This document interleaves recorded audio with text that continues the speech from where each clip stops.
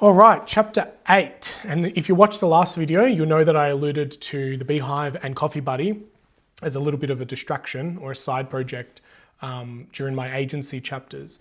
And so in this video, I'm going to cover off the co-working space called the Beehive and what I learned there. And then also, while we were there, we started this other thing called CoffeeBuddy, an app. And one of the things that's kind of showing me as I'm explaining this is that I'm very an early adopter. I jump onto ideas before, maybe too early, I don't know, but before they're maybe before the market is ready. So maybe I just need to learn to slow down, or I'm not sure exactly the lesson there as I'm reflecting right here live on this recording. But the Beehive was a co-working space that we set up in Carlton. And the idea was to really lean into the share economy and being a lot more conscious about resources. How do we have one air conditioner cool 6 people, 10 people, 4 people, rather than 4 people running one air conditioner each? And so that was kind of like the concept, the Beehive, it's where you gather to do business, was our kind of little catchphrase.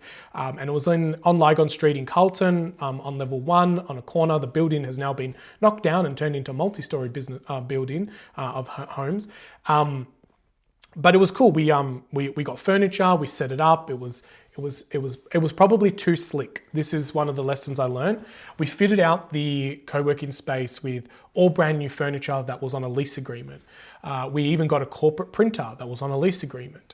And we overcapitalized. We put a lot of money. We signed a lease for 3 years before we even had a bit of a concept. And so in this chapter of my business world, I learned don't sign up to printer leases or furniture leases because you can never get out of them. No one wants to take them over. And we were stuck after we closed that business down because we probably only ran it for about 18 months or maybe less. But we also, or maybe it was a 5-year lease. Anyway, can't remember the details, but we were stuck in the lease that we had to break and do an early exit fee, which was nearly 20 grand. And this is in 2015, 16, maybe a bit earlier. And then we had to, I had to store furniture because you're not allowed to sell things that you are leasing because you could fail on your payments and they need to take them back. That's their collateral. That's their security. Their security is in the furniture. And so you technically can't sell them. So we stored them at my parents' house and we paid money to furniture that was literally in storage, along with a printer. And so that took years to kind of get out of those contracts. Then eventually the printer got picked up and taken back. And then the furniture, we bulk sold it off, and everything worked out well. But it was every month we would get this bill that reminded us of this failed business or this business that didn't go to plan. And so never will I ever do a lease agreement on anything again, for that very reason, because I'm a bit scarred from it. But while we're at the Beehive, we met some amazing people. We're able to host events there. It gave us a great space to have a landing where we could work. And that was kind of the idea as well, is my business partner and I at the time were where can we have an office, but how do we bring other people into the office? And maybe we can even share resources. I'm good at web, maybe there's an accountant that can do our accounting, and maybe there's a, lawyer who can help us draft up contracts, and how can we be more resourceful and network with each other under one roof. So the concept was really good, and it works really well. And I've been in many co-working spaces since then, and so it was really nice to be part of that kind of kind of setting the foundation of what co-working felt like. If I did it again, which I probably wouldn't, but I would go a little bit more rustic. I feel like there's a lot of people now that want to work in a bit more of a rustic environment rather than white clinical, white desks, smooth everything. And so I kind of do we could have probably done it a lot more leaner and done a bit of a upcycled co-working space. And especially in Carlton, Brunswick area, that would have kind of matched the demographic. If you're from Melbourne, you know what I mean by that. And while we're there, we then had this idea of we kept going and getting coffees, and there was no loyalty apps back then. In fact, QR codes weren't even a thing in 2014, or not well known in Australia anyway. In fact, until COVID happened, no one in Australia really adopted QR codes. And then, we were building this app that you would go into a coffee shop and scan a code, and then it was very clunky. It was because there was not a lot of the easy technology. None of the register apps, was synchronized or, had APIs.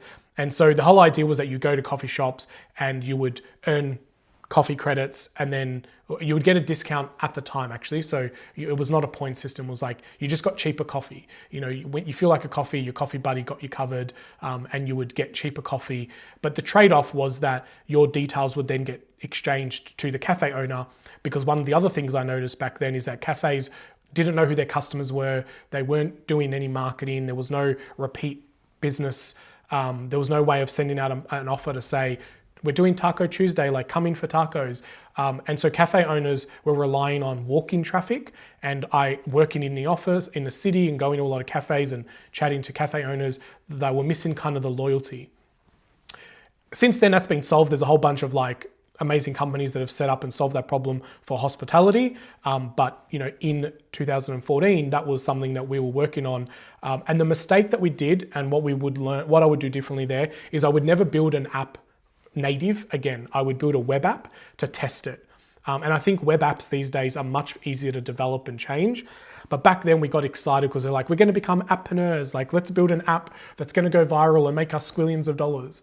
And so not only did we build the Apple app, but we also built the Android app at the same time. And so we had like two teams working, or two apps being developed and two lines of expenses. And then when you change something on one app, you need to go change it on the other.